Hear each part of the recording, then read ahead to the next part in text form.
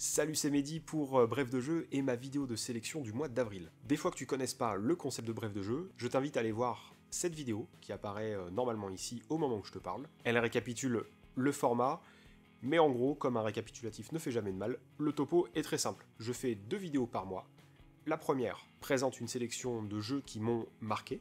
Il y en aura souvent 3, 4 ou 5, ça dépendra des fois. Et dans la deuxième vidéo, je dévoilerai mon chouchou parmi les jeux que j'ai sélectionnés la semaine d'avant.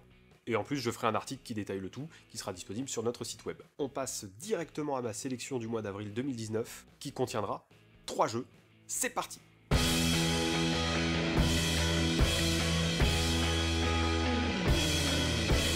Allez, c'est parti, je démarre avec le premier jeu de ma sélection du mois, Mondrian, édité en VF par Igari.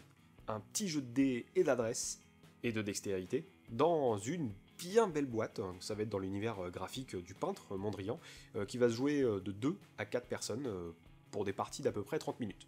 Dans ce jeu, qu'est Mondrian, il va falloir que tu récupères des cartes qui vont être posées en carré au milieu de la table, en lançant des dés de façon un peu étrange. Si la plupart du temps tu vas lancer de ta main directrice, il va falloir aussi que tu lances de ta main non directrice, les yeux fermés, en hauteur, à distance de pinceau, ou par une pichenette, à longueur de pinceau. Ton but est très simple, il va falloir que tu scores le plus possible avec tes cartes que tu as récupérées pendant la partie. Pour récupérer une carte dans la partie, c'est très simple, il faut simplement avoir la plus grosse somme de dés dessus à la fin d'une manche. Il faut juste que tu retiennes 2 éléments essentiels. Plus la carte rapporte de points, moins elle a de couleurs. Et moins elle rapporte de points de victoire, plus elle a de couleurs. Car le but est aussi d'être majoritaire dans des couleurs pour t'accorder d'énormes bonus de points de victoire. Mais du coup, pourquoi je l'ai choisi ce jeu ? Bien en premier lieu, à cause de sa tronche. J'ai toujours été relativement intrigué par ce que faisait Mondrian, alors c'était un peu normal que je me penche sur ce jeu. La deuxième raison, c'est que j'aime pas les jeux d'adresse, de réflexe et de dextérité. C'est même un truc qui me fait plutôt chier en général, alors je me suis dit que sortir de ma zone de confort, ça pouvait pas faire de mal.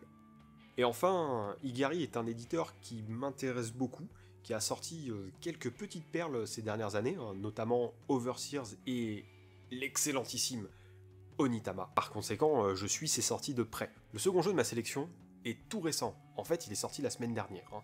Il s'agit de Mu, édité par Banquise Éditions. Un jeu visuellement assez attrayant en fait, et aux mécaniques qui promettent de très très bonnes parties, que tu vas pouvoir faire de 1 à 5 personnes, et sur environ 30 ou 45 minutes.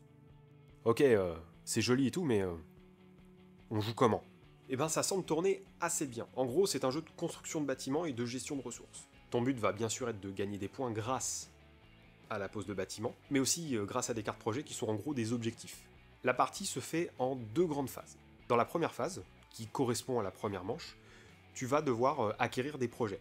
Et dans la deuxième phase, qui va comporter 3 manches, on va simplement construire ces bâtiments. Durant chaque manche de construction, tu vas pouvoir poser 3 bâtiments, qui vont t'apporter des points de ressources. La foi, qui va compter comme des points de victoire à la fin de la partie, ta nourriture, qui va permettre de nourrir chaque bâtiment, la force militaire, et surtout des ressources bonus, si tu arrives à connecter des symboles de couleur, comme ceci. Ces points bonus iront se caler sur ces projets, et t'accorderont les points situés ici, et débloqueront l'effet situé en bas. À chaque fin de manche, on va comparer les forces militaires, tu vas mesurer ton score face aux autres sur une colonne ou une ligne, indiquée par une carte tirée semi-aléatoirement. En gros, ça te fait gagner des points de victoire, ou ça te fait détruire des bâtiments. À la fin de la partie, tout simplement, on va compter tes points de victoire en additionnant la foi, le nombre de bâtiments nourris, bon par exemple si tu as posé 9 cartes bâtiments et que tu as 9 ressources, tu gagnes 9 points, la nourriture excédentaire, les projets que tu as réussi à accomplir, les éventuels effets de ces projets, et aussi le nombre de points de victoire dus aux affrontements. Alors du coup, pourquoi j'ai choisi ce jeu ? Côté mécanique, il me fait pas mal penser à des jeux comme Seven Wonders, Splendor, Orbis, etc. C'est un créneau de jeu assez chargé, j'ai bien envie de savoir comment est-ce qu'il va s'en sortir en fait. Et il me semble que c'est assez intéressant de le tester à 2, 3, 4 et 5 personnes. Bref, comme dirait l'autre, wait and see.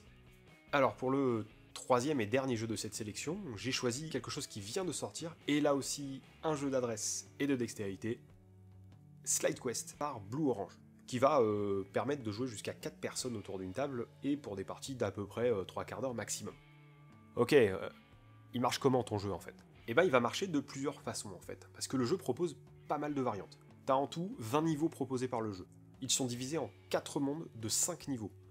En gros, t'as 2 façons de jouer. Soit tu prends un monde et tu fais les 5 niveaux, soit tu les joues les 20 à la suite. Le personnage va devoir aller du début à la fin de ce niveau, en passant par ce trajet lumineux, tout en évitant les obstacles qui auront été posés. Alors ici, comme je te le montre à la caméra, c'est un peu dur de le montrer en action, mais je te glisserai quelques images histoire de te montrer. On va jouer avec ce personnage-là, et des leviers vont t'aider à le faire basculer, tout en évitant les obstacles. Au début de chaque partie, le chevalier va avoir 3, 4 ou 5 points de vie, selon le bon vouloir des joueurs et des joueuses. Alors le jeu m'a intrigué pour plusieurs raisons. Déjà, il me fait beaucoup penser à Looney Quest, et j'ai bien envie de savoir s'il a une touch qui lui permet de se démarquer de ce jeu-là. Ensuite, si visuellement et mécaniquement il semble très axé pour un public enfant, je pense qu'entre adultes, ça peut très très bien passer aussi. Et enfin, l'éditeur semble être absolument à fond sur ce jeu. Alors déjà, il a mis en œuvre une communication assez bien fichue pour la sortie du jeu, propose un prix public autour des 30 € si je dis pas de bêtises, qui est, au vu du matos qu'il y a dans la boîte, assez intéressant. Il y a foutu pas mal de variantes, dont une façon de jouer avec une application qui sert de timer.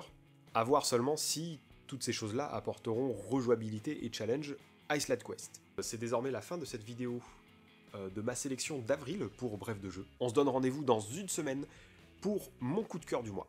N'hésite pas à dire si toi il y a un des 3 jeux qui te hype le plus dans les commentaires sous la vidéo YouTube. Et encore une fois, si t'as kiffé la vidéo, un petit pouce bleu, ça serait vachement cool. Et si tu l'as pas déjà fait, un abonnement avec la petite cloche, ça serait juste absolument divin. Tu peux aussi faire tourner nos vidéos et puis même simplement discuter avec nous sur l'internet mondial. On est sur Facebook, Twitter, Instagram, on a aussi notre site web. Eh bien, comme d'habitude, il me reste plus qu'à te souhaiter une bonne journée, une bonne soirée ou une bonne nuit selon l'heure à laquelle tu m'écoutes. À la prochaine.